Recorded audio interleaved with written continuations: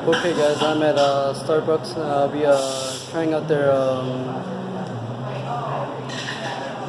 chocolate almond milk shaken espresso.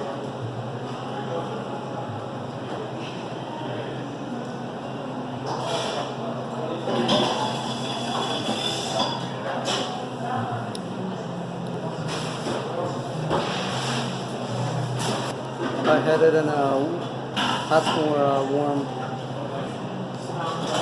It's alright.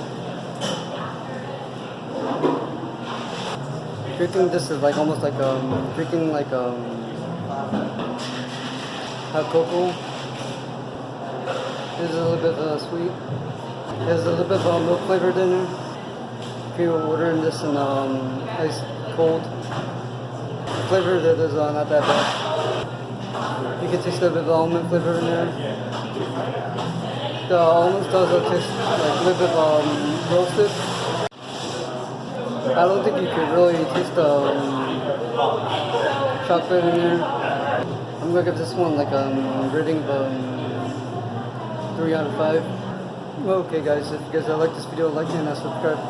Okay guys, if you guys like this video, like and subscribe for more of my videos.